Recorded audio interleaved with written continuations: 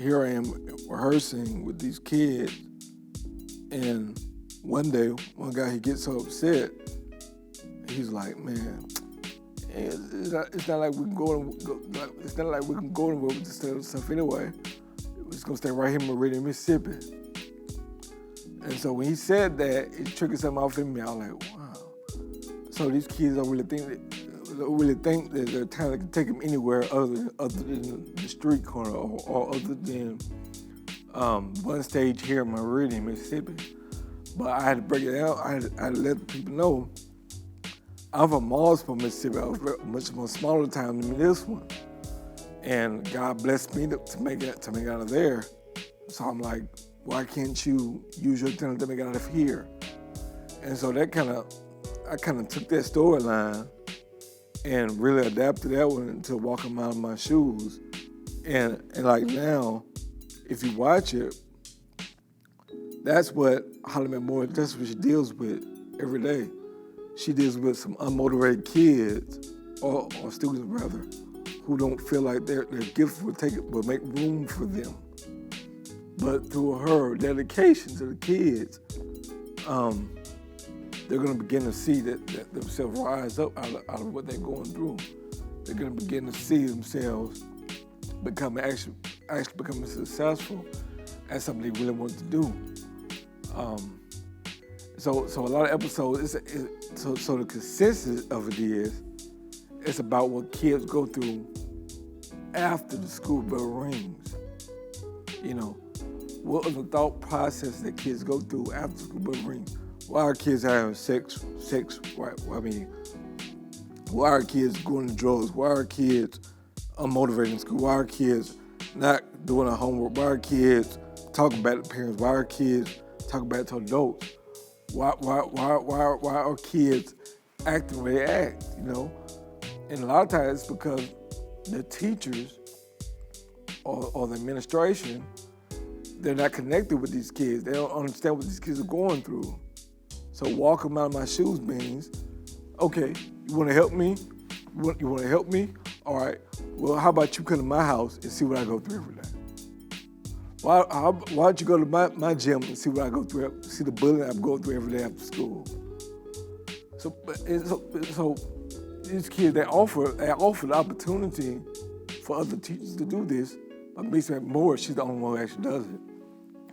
She actually surprised the kids by actually showing up at their basketball games, by actually showing up at their house, by actually showing up at the open houses, talking with their parents, et cetera, et cetera. So she really does walk a mile in the kids' shoes. And so from there, but the only difference is she also has to deal with her own drama as she assists other kids with their own drama now. So walking by my shoes is actually centered around a lesson plan. You know, maybe I know I have a master's in education. So in education, you have to develop lesson plans, et cetera, weekly for students. And the thought is, Holly McMoore, she goes to sleep one day and she has a great thought because she's hired at a school, underfunded kind of school. It's one of those kind of schools that lacks lacks momentum to do certain things. But however, she has a dream one day, and the dream is, it's a lesson plan. The lesson plan is create your own world.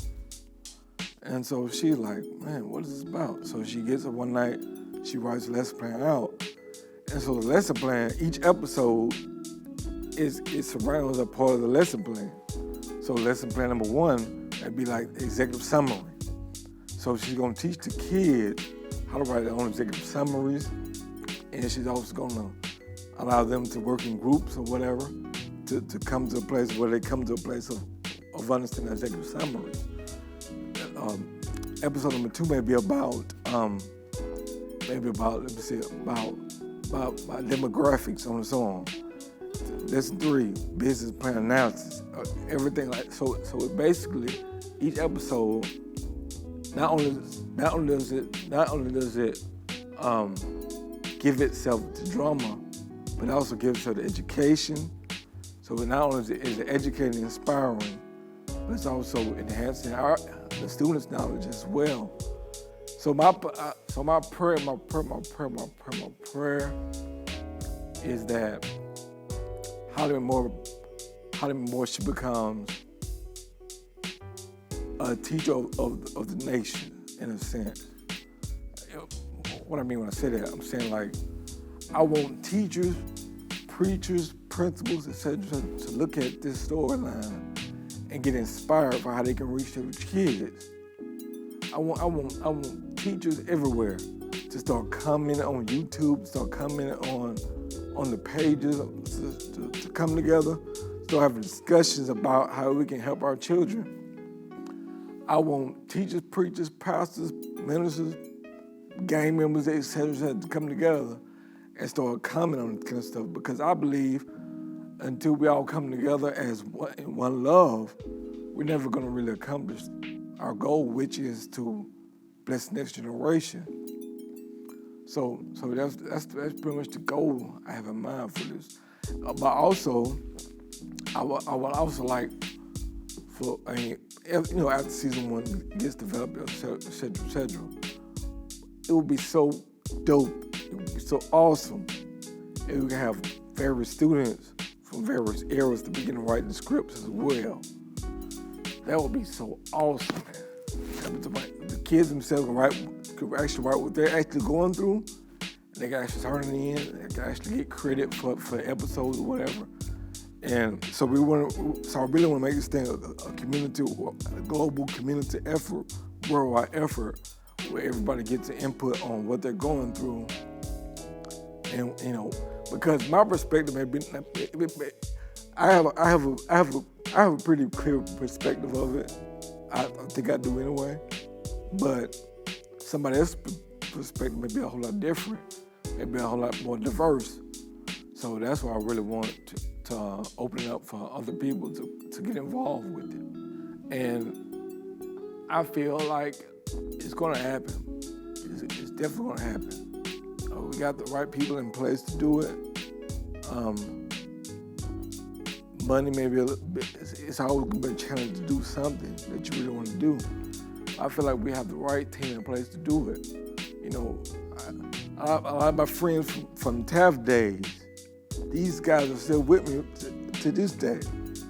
I mean, we got people like Michael Pointer, who's on board, cinematographer on board, who's helping out, with the production. We got Byron Morrow, who my bass player back in the old days. He's also helping out with the production. David Gardner, Brian Coates, etc. I mean, so we got a lot of great, powerful people from old times coming back to help a brother out in the new times. Natasha Francis, she joined the team as well for TAF Ministry back in the old days, and she's coming on board to do a lot of production work, camera-wise, etc. So we're very blessed to have some dedicated people on board, and it's almost like a new revived TAF Ministries. But now we're just older now, so we can't be up all night now. We got kids to get to school the next day now. So, but yeah, other than that though, it's a blessing to still be doing it. I have a whole list of churches who's helped me along the way. There's definitely Bass Street Missionary Baptist Church, Pastor Darrell Thompson, Julie Temple of Praise Ministries, there's Bishop Kelvin Levy. There's also my church, Greater Fellowship Missionary Baptist Church, my home church, First and Testament Missionary Baptist Church, my father, Alvin Moore Sr., where he pastors there.